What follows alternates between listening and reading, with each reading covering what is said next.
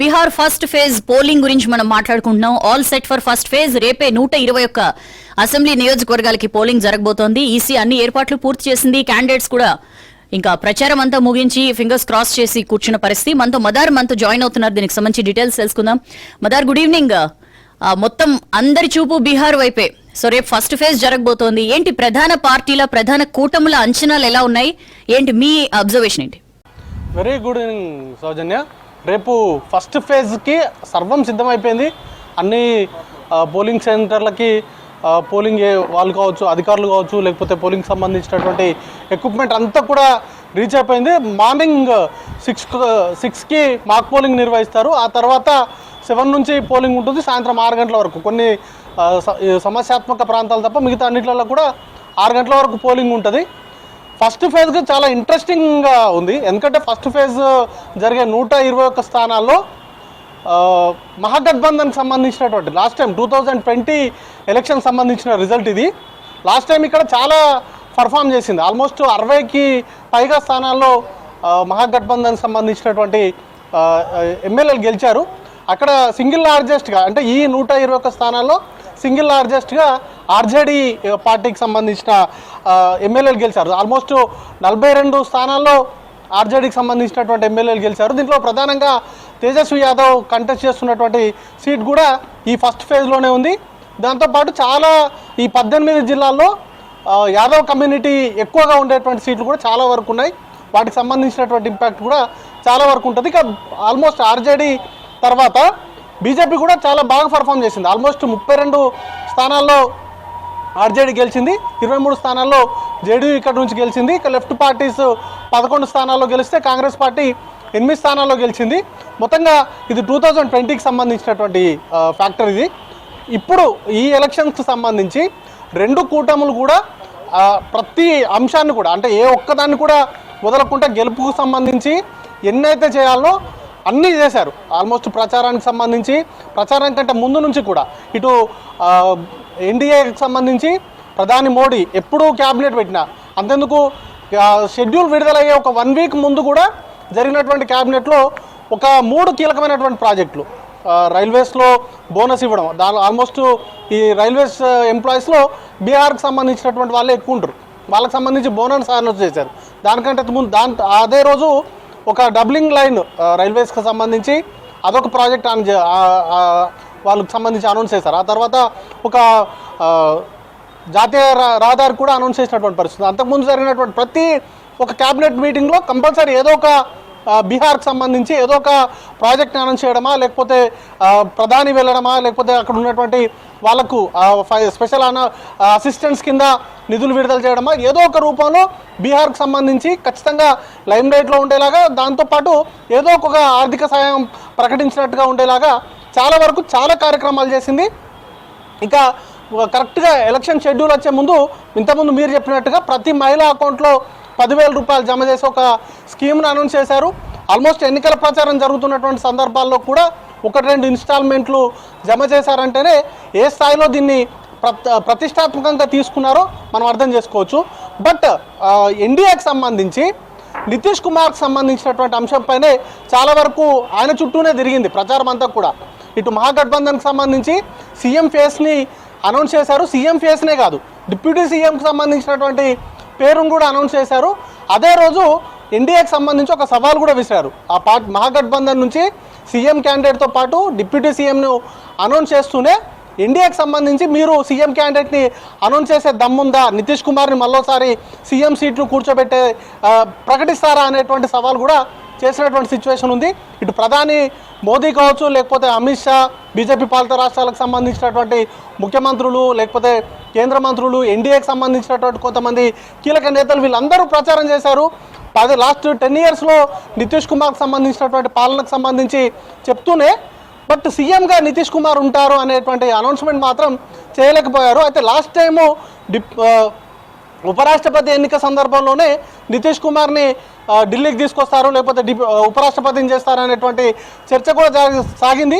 But but ఇప్పుడు జరుగుతున్నటువంటి elections సంబంధించి ఆయన పేరు చుట్టూ నితీష్ కుమార్ సీఎం క్యాండిడేట్కి సంబంధించినటువంటి అంశాలపైనే ఇటు మహాగఠబంధన్ ఎక్కువగా ఫోకస్ చేసింది. లాస్ట్ 10 yearsకి సంబంధించి ఆయన సీఎంగా ఉన్నారు. ఇప్పుడు జరుగుతున్నటువంటి చాలా వరకు కొలాప్స్ అవుతున్నటువంటి బ్రిడ్జులు కావచ్చు అవన్నీ కూడా, ఎందుకంటే ఆయన పైన అవినీతి మరకలు లేకపోవచ్చు, కానీ ఆయనకు సంబంధించినటువంటి ప్రభుత్వంలో జరిగినటువంటి అవకతవకలు కావచ్చు వాటన్నింటిపైన కూడా ఫోకస్ చేసింది. వాటిని ప్రధానాస్త్రంగా చేసుకొని మహాగఠబంధన్కి సంబంధించి ప్రచారం నిర్వహించారు. ఇక మొత్తంగా 2 సెక్షన్స్ పైన 2 కూటములు కూడా ఫోకస్ చేశాయి. దాంట్లో ఒకటి మహిళలు, మరొకటి యువత.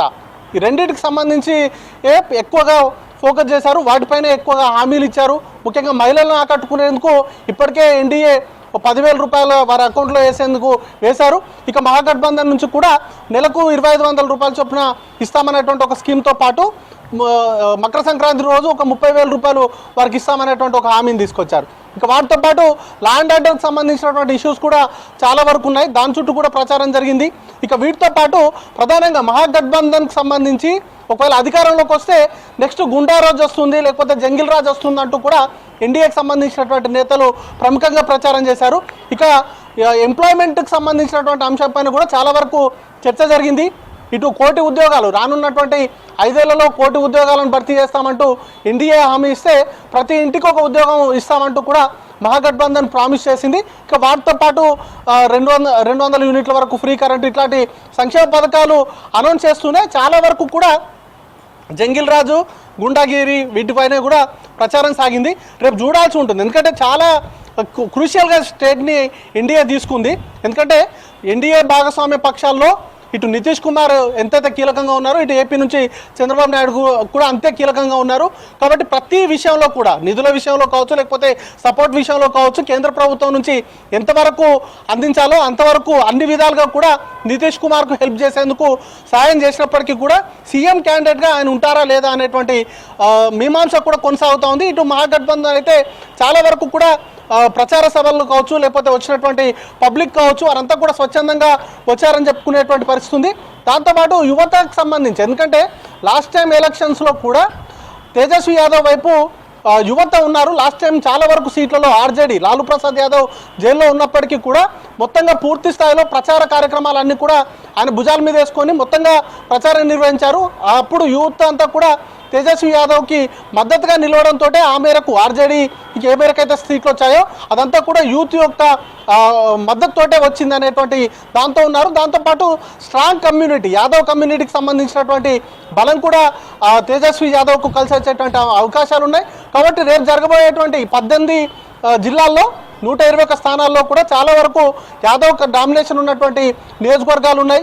వీటన్నిటిని దృష్టిలో పెట్టుకునే ప్రచారాన్ని అంతా కూడా పూర్తి స్థాయిలో నిర్వహించారు. మొత్తంగా అందరినీ కూడా ఫీల్డ్ చేశారు, ప్రతి ఒక్కరిని కూడా ఉపయోగించుకునేటువంటి పరిస్థితి ఉంది. కాబట్టి పూర్తి స్థాయిలో రేపు క్రూషియల్గా ఉండబోతుంది. ఇప్పటికే ఎగ్జిట్ పోల్ ఫలితాలు కూడా వచ్చినటువంటి నార్మల్గా అయితే ప్రీపోల్ సర్వేలు చేస్తూ ఉన్నారు. ప్రీపోల్ సర్వేలకు సంబంధించి కూడా చాలా వరకు నెక్ టు నెక్ ఉన్నటువంటి సినారియోస్ కనపడ్డాయి. ఎవరికి కూడా పూర్తి స్థాయిలో అంటే వన్ సైడ్గా స్వీప్ చేసే స్థాయిలో అయితే ఎలాంటి సిచ్యువేషన్ అయితే లేదు. కేవలం 120 లోపు 2 కూటములకు సంబంధించి కూడా కొన్ని మహాగఠబంధన్కు 120 లోపు వస్తాయనేటువంటి సర్వేలు వచ్చాయి. ఇటు ఎన్డీఏకు 120 నుంచి 130 వరకు సీట్లు వచ్చేటువంటి అవకాశాలు ఉన్నట్టుగా ప్రీపోల్ సర్వేలన్నీ కూడా చెప్తా ఉన్నటువంటి సిచ్యువేషన్ ఉన్న నేపథ్యంలో రేపు జరగబోయేటువంటి ఎన్నికలపైనే ప్రధానంగా ఫోకస్ అంతా కూడా నడుస్తుంది. ఇక సెకండ్ ఫేజ్కి సంబంధించిన ప్రచారం కూడా నడుస్తున్న నేపథ్యంలో ఈ 18 జిల్లాలు మినహా మిగతా ప్రాంతాల్లో కూడా పార్టీలు ప్రచారం అనేది కూడా నిర్వహిస్తున్నారు. వాటికి సంబంధించినటువంటి లైవ్ టెలికాస్ట్ కావచ్చు, లేకపోతే ఇవన్నీ కూడా జరుగుతూ ఉన్నాయి. కాబట్టి వాటికి సంబంధించినటువంటి ఇంపాక్ట్ కూడా ఉండేటువంటి అవకాశం ఉంటుంది. మొత్తంగా 2 కూటములు కూడా గెలుపుకు సంబంధించి పూర్తి స్థాయిలో వారు ధీమాతోటి ఉన్నారు. ముఖ్యంగా ఓట్ చోరీకి సంబంధించినటువంటి అంశం పైన ప్రధానంగా చర్చ నడిచింది ఎలక్షన్ షెడ్యూల్ విడుదల కంటే ముందే. ఎందుకంటే ఎస్ఐఆర్కి సంబంధించినటువంటి అంశం తెరపైకి వచ్చినప్పటి నుంచి జరిగినటువంటి పార్లమెంట్ సమావేశాల్లో కావచ్చు, ఆ తర్వాత రాహుల్ గాంధీ చేపట్టినటువంటి యాత్ర సందర్భంలో కావచ్చు, ఈ ఓట్ చోరీకి సంబంధించినటువంటి అంశం ప్రధానంగా చర్చ జరిగింది. కాబట్టి అటు రాహుల్ గాంధీకి అనుకూలంగా ఫలితాలు ఉంటాయా, లేకపోతే మోడీ చరిస్మాకు సంబంధించినటువంటి ఇమేజ్ పైనే ఎన్డీఏ పూర్తిగా డిపెండ్ అయింది. కాబట్టి ఆయన చరిస్మా ఓట్లు సాధిస్తుందా అనేది కూడా చూడాల్సి ఉంటుంది. సౌజన్య. ఇంకొక ఇంపార్టెంట్ విషయం మదర్, మనం మాట్లాడుకుంటున్నప్పుడు వచ్చిన మాట యూత్ ప్రధానమైన ఫ్యాక్టర్.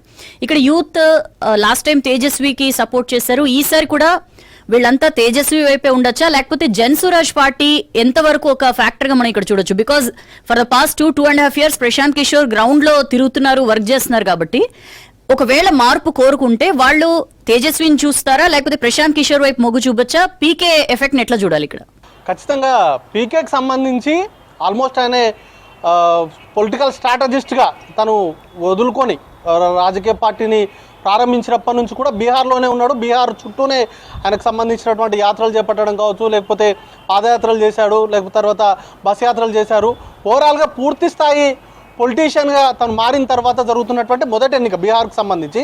దానికి సంబంధించి ఆయన పోటీ లేడు.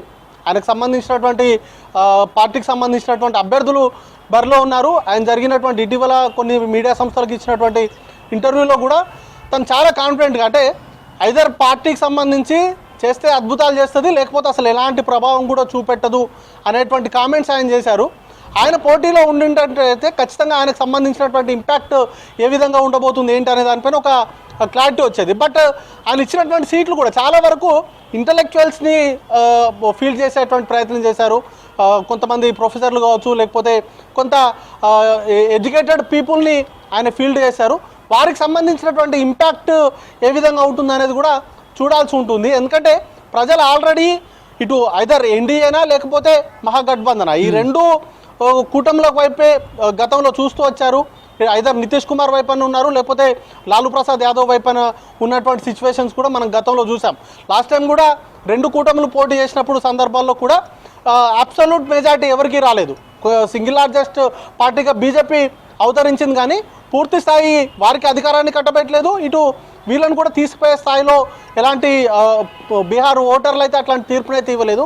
అయితే ఇప్పుడు కూడా ఈ జరుగుతున్నటువంటి ఎలక్షన్స్ కూడా పూర్తిగా రెండు కూటముల మధ్య ప్రధానంగా చర్చ జరిగింది. ఇటు ప్రజలు అటెండ్ అయినటువంటి సభలు కావచ్చు, లేకపోతే ప్రజల నుంచి వచ్చినటువంటి స్పందన కావచ్చు, అదంతా కూడా ఐదర్ మహాగఠబంధన్ లేకపోతే ఎన్డీఏ ఈ రెండు కూటముల మధ్య టఫ్ ఫైట్ ఉండేటువంటి అవకాశం ఉంది అనేటువంటి ప్రీపోల్ సర్వేలు కూడా చెప్తున్నాయి. జనస్వరాజ్ సంబంధించినటువంటి పార్టీకి సంబంధించినటువంటి ఇంపాక్ట్ ఏ మేరకు ఉంటుంది అనేది కూడా ఎవరు కూడా ప్రస్తుతానికైతే అసెస్మెంట్ చేయట్లేదు. అసలు ఆ పార్టీకి సంబంధించినటువంటి ఇంపాక్ట్ పైన ప్రస్తుతానికి చర్చ లేదు. కేవలం ఈ రెండు పార్టీలు ఐదర్ మహాగఠబంధన్ అయినా అధికారంలోకి వస్తుంది, లేకపోతే ఎన్డీఏకి సంబంధించినటువంటి కూటమి అయినా అధికారంలోకి వస్తుంది అనేటువంటి చర్చనే ఉంది. ప్రజలకు సంబంధించి మేనిఫెస్టోల పైన చర్చ కావచ్చు, లేకపోతే ప్రచారం అంతా కూడా పూర్తి స్థాయిలో ఈ రెండు కూటములకు సంబంధించినటువంటి అంశాలపైనే చర్చ జరిగింది. పొలిటికల్ స్ట్రాటజిస్ట్గా ప్రశాంత్ కిషోర్ తన వ్యూహాలు ఏ మేరకు, అంటే లోకల్గా ఉన్నటువంటి పార్టీకి తన వ్యూహాలన్నీ కూడా ఏదో బలమయ్యాయి తప్ప తను పొలిటికల్ పార్టీ పెట్టినప్పటి నుంచి కూడా అంత ఇంపాక్ట్ఫుల్గా అయితే ప్రశాంత్ కిషోర్ బీహార్లో అయితే కనిపించినటువంటి దాఖలాలు లేవు. ఆయన పార్టీకి సంబంధించినటువంటి అద్భుతాలు అయితే ఇప్పటివరకు అయితే చేయలేదు. తను కూడా ఐదర్ చేస్తే అద్భుతాలు చేస్తుంది, లేకపోతే ఎట్లాంటి ఇంపాక్ట్ కూడా చూపించదు అనేటువంటి అంశాన్ని తనే చెప్తున్నాడు. కాబట్టి ఖచ్చితంగా పార్టీకి సంబంధించినటువంటి ఇంపాక్ట్ చాలా తక్కువగానే ఉండేటువంటి అవకాశం ఉంది.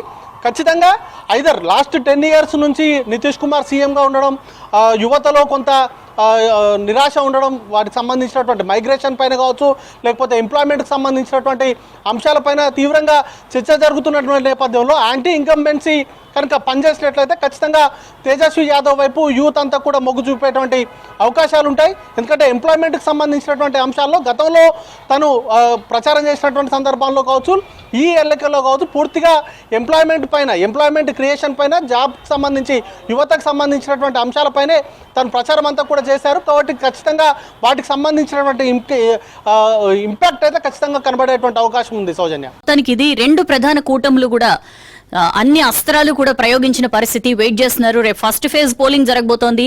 మరి ఓటర్ అందరి సభలకి వస్తున్నారు, అందరూ చెప్పేది వింటున్నారు. ఏం అసెస్ చేసుకుంటారు, ఏం ఆలోచించి ఓటేస్తారు అనేది చాలా ఇంట్రెస్టింగ్ గా మారింది. బీహార్ మీద అందరూ కూడా ప్రత్యేకమైన దృష్టి పెట్టారు. బికాస్ తర్వాత జరగబోతున్న వెస్ట్ బెంగాల్ లాంటి కీలకమైన రాష్ట్రాల్లో కూడా ఎలక్షన్స్ ఉన్నాయి. కాబట్టి ఎట్లయినా సరే ఇక్కడ ఒక ఎన్డీఏకు ఒక దెబ్బ తగిలితే కొంతవరకు ఎన్డీఏ హవాని దేశవ్యాప్తంగా తగ్గించవచ్చు. అండ్ ఇండి కూటమి అలయన్సెస్ అన్ని కూడా పార్టీలన్నీ ఒకటవ్వడానికి ఇది ఒక ప్లాట్ఫామ్ అవుతుంది అని చెప్పి కూడా విశ్లేషకులు భావిస్తున్నారు. ఎందుకంటే అఖిలేష్ యాదవ్ వాళ్ళ పార్టీ కంటెస్ట్ చేయకపోయినా సరే ప్రచారంలో మనకి అఖిలేష్ యాదవ్ కూడా ప్రధానంగా బీహార్లో కనిపించిన పరిస్థితి. సో ఇట్లాంటి ఫ్యాక్టర్స్ అన్నింటినీ కూడా అనలైజ్ చేస్తున్నారు. ఆన్ ద అదర్ హ్యాండ్ ఖచ్చితంగా పనిచేసే ప్రభుత్వానికే ఓటర్ మొగ్గు చూపుతారు, మళ్ళీ గ్యారంటీ వచ్చేది ఎన్డీఏనే అంటూ ఎన్డీఏ తరఫున అమిత్ షా అండ్ అదర్స్ కూడా మాట్లాడుతున్న పరిస్థితి. చూద్దాం ఎలా ఉంటుందో. But Bihar first phase election కి మాత్రం ఆల్ సెట్. రేపే ఫస్ట్ ఫేజ్ ఎలక్షన్ జరగబోతోంది.